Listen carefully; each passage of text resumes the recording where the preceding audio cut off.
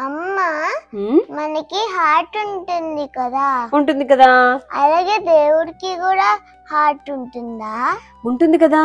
పూరి జగన్నాథ్ అని ఒక great temple అన్నమాట అక్కడ కృష్ణుడికి గుండె ఉందని మనలాగే లబ్ డబ్ అని కొట్టుకుంటుందని ఎన్ని కథనాలు ఉన్నాయి తెలుసా అట జరా అని చెప్పి ఒక వేటగాడు బాణం వేస్తే ఇదిగో సరిగ్గా కృష్ణుడికి ఇలా బొటన వేల దగ్గర తాకింది కదా బాణం అప్పుడు కృష్ణుడు చనిపోతారు కదా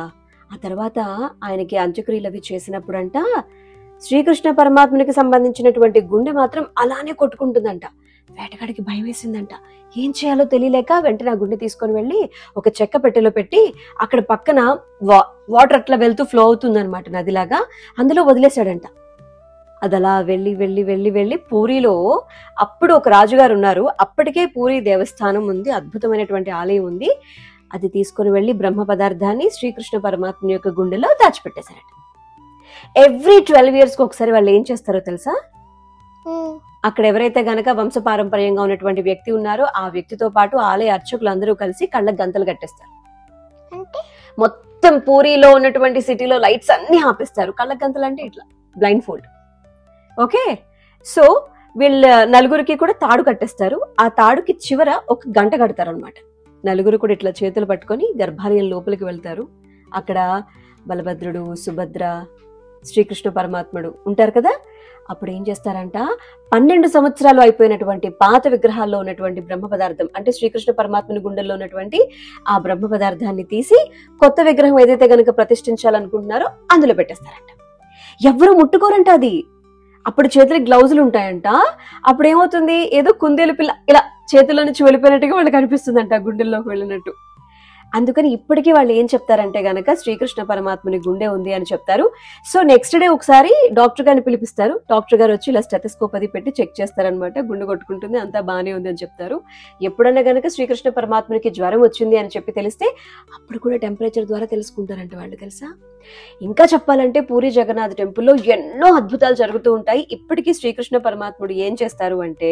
ఆయన ఫస్ట్ ఏమో బద్రీనాథ్ వెళ్ళిపోతారు అక్కడ స్నానం చేస్తారు ఆ తర్వాత ఎక్కడికి వెళ్ళిపోతారు అనుకున్నా ద్వారకకి వెళ్తారు అక్కడ బట్టలు మార్చుకుంటారు పూరికి వెళ్తారు భోజనం చేస్తారు ఆ తర్వాత రామేశ్వరంకి వెళ్ళి శ్రీకృష్ణ పరమాత్ముడు రెస్ట్ తీసుకుంటారు అని చెప్పి అంటూ ఉంటారు అందుకే 4 కూడా చార్ ధామ్ అని పిలుస్తూ ఉంటారు చార్ ధామ్ అసలు పూరి జగన్నాథుని టెంపుల్లో ఎన్ని విచిత్రాలు ఉంటాయో తెలుసా చిన్న అసలు చెప్పాలంటే ఫస్ట్ మనం మాట్లాడుకోవాల్సింది పక్కనే బీచ్ ఉంటది కదా బీచ్ లో సౌండ్స్ వస్తాయి కదా అది వస్తుంది కదా అయితే టెంపుల్ లోపలికి ఇలా నువ్వు ఎంటర్ అవుతున్నంత వరకు నీకు సౌండ్లు వినిపిస్తూ ఉంటాయి అనమాట అల్ల ఘోష సముద్ర ఘోష వినిపిస్తుంది లోపలికి వెళ్ళి పూరి జగన్నాథుని బలభద్రుని ఆ సుభద్రుని చూసి మొత్తం టెంపుల్ అంతా చూసి ఇలా బయటకు వచ్చి ద్వారబంధంలో నుంచి అలా కాలు బయట పెట్టగానే అప్పుడు మళ్ళీ వినిపిస్తుందంట అంటే టెంపుల్ లోపల ఉన్నంత వరకు నీకు సౌండ్స్ వినిపించవు టెంపుల్ బయటకు వచ్చాక వినిపిస్తూ ఉంటాయి అండ్ అక్కడికి కొన్ని లక్షల మంది భక్తులు వెళ్తూ ఉంటారు పూరి జగన్నాథుని చూడడం కోసం అని చెప్పి ఏ రోజు ఎంతమంది వెళ్ళినా కూడా ఎవరికి భోజనం ఎంత కూడా తక్కువ కాదంట ఎంతమంది వస్తారో తెలియదు ఎంతమందికి వండుతున్నారో తెలియదు వండేది ఎప్పుడు తక్కువగానే ఉంటుంది మాత్రం వడ్డించేది అందరికీ కడుపు నిండుగా వడ్డించడం జరుగుతుంది అనమాట ఎందుకంటే ఆయన కూడా అక్కడే భోజనం చేస్తారు కదా మనం అనుకున్నాం కదా చార్ధాంలో సాక్షాత్తు పూరి జగన్నాథుడు భోజనం చేసే చోటు పూరియే విశ్రాంతి తీసుకునేది రామేశ్వరంలో అందుకే చార్ధామ్ యాత్ర చాలా చాలా మంచిది అంటూ ఉంటారు అండ్ శ్రీకృష్ణ పరమాత్ముడు గుండె సాక్షిగా గుండె చప్పుడు సాక్షిగా కొలువైన క్షేత్రం కూడా ఏది పూరి జగన్నాథ్